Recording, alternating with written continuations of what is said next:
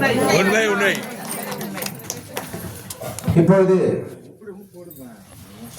உளுந்தூர்பேட்டை கோதண்ட வைக்கல் ஐயா அவர்களுக்கு இந்த பொன்னலை காட்டப்படுகிறது.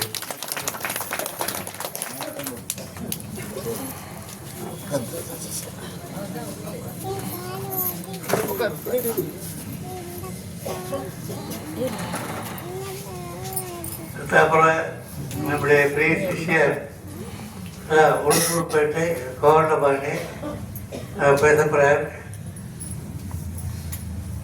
நிறைய கைத்தறிகள்லாம் பண்ணிட்டு இருக்கார். உளுந்தூர்பேட்டையில் திருப்பதி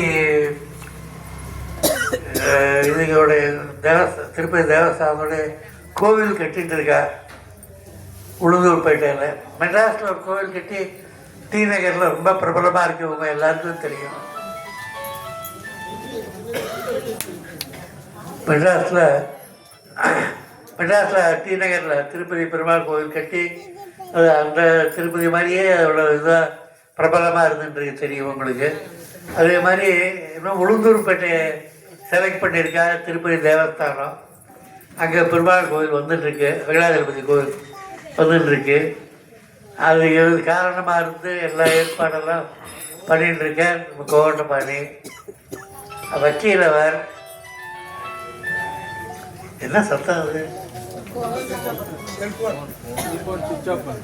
கோவண்டபாணி அதுக்கு இது பண்ணிட்டு இருக்கார்.